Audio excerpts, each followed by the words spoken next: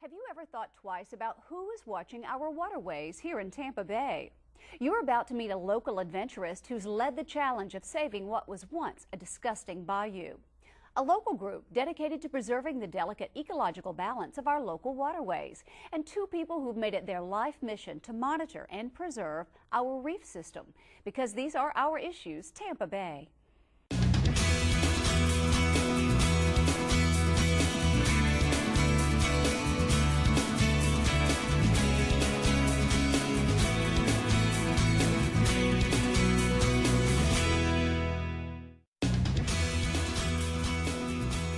Hello, I'm Jen Holloway. There is a pressing need to find solutions to the pollution of Florida's waterways. Don't believe me? Well, believe these statistics. This summer, heavy rains overwhelmed Lake Okeechobee. In order to prevent an overflow in Florida's dike system, the Army Corps of Engineers was forced to release billions of gallons of water into surrounding estuaries. The problem?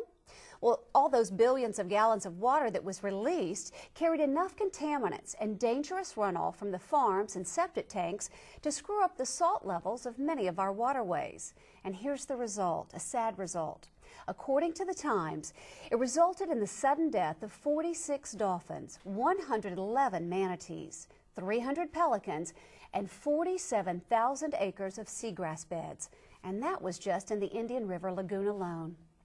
Florida Representative Patrick Murphy recently addressed Congress with these concerns. And sadly, our water issues here in Florida are taking a back seat to our country's current financial problems.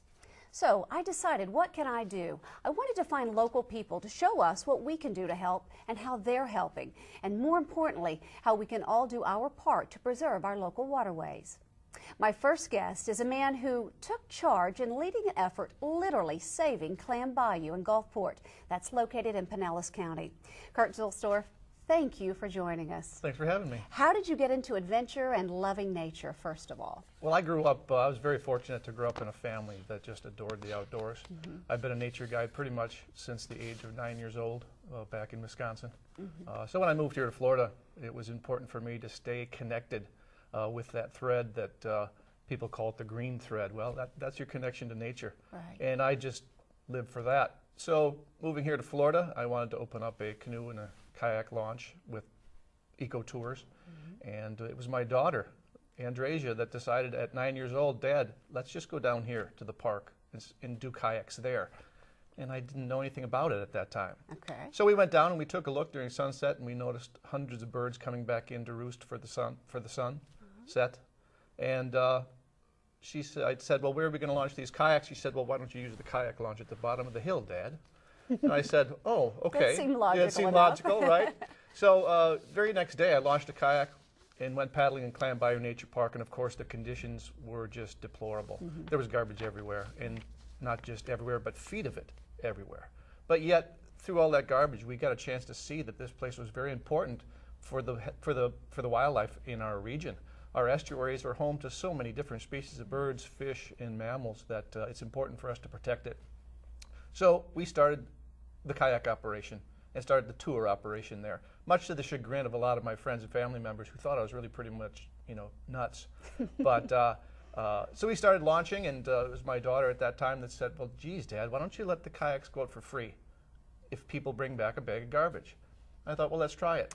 Smart. And so many different local folks jumped on board to help, which turned into grants from the state, which allowed me to put the kayaks out for free, which resulted in putting out approximately 5,000 volunteers to come out and help remove over 300,000 pounds of garbage from Clam Bayou Nature Park over the past 10 years. And that's just one bayou. That's just one estuary, correct. Estuary. It's about 185 acres. So, the efforts over the past years have really been amazing. We've seen a lot of critters return back into the park. An increasing number of manatees that get a chance to stay in the park now, and they get to feed through the grasses now without any debris. We've got a family of otters, a family of 5 that are in there currently. They just came in here this week. It's fun to watch them. Of course, who doesn't like to watch otters play? The ducks have been maintaining. We've got more blue herons in the park, and over time I think we're going to see that continuing as long as we do our part here on dry land to keep our trash from flowing into the waterways. And some of those little tips are, what do you tell people? How do we all do our own small part to help? Yeah, I think the key right there is the small part. You know, it's those small things. You know, the program that we released and continue to do is small and it's simple. You just go out and you do your part. I think the biggest thing that that we can tell people is take care of your land, take care of your property, however big that is. Make sure that before every rain you take a walk through the property and you make sure that you don't have any debris in your yard and in your gutter. From there, once you've got that kind of managed and under control, take it to your workplace. Walk around the parking lot, walk around the back of the building, and make sure that that debris is picked up. Because with every rainstorm, that stuff flows downhill and it ends up in our waterway somewhere. A lot of people will look at a single bottle, can, a bag, a cigarette butt and think, that won't make any difference. But once it starts flowing downhill, by the time it hits our waterways, you combine that one bottle times 10,000 homes and more, it's truckloads of debris that actually flow into our estuaries. So managing those small little things around your own property is probably the biggest and best and easiest thing that you can do that makes the biggest impact down the road. I was watching one of your videos online doing research for the show, and it took heart at the tip of when you're washing your car, the chemicals that are going down the driveway. Tell us about that. Sure. Yeah, that's you know, everything, not just the floatable debris, but it's the chemicals we use to wash. And how is Clam Bayou, have you inspired other areas to clean up their estuaries? Has this grown at all? Yeah, we were very fortunate to get a lot of coverage and receive a lot of awards for the things that we've done. Not just me, but all the volunteers really are accredited to all that. I now sit on the board of the Weeki Wachee State Park as well as Terracea Preserve State Park, so we organize cleanups there.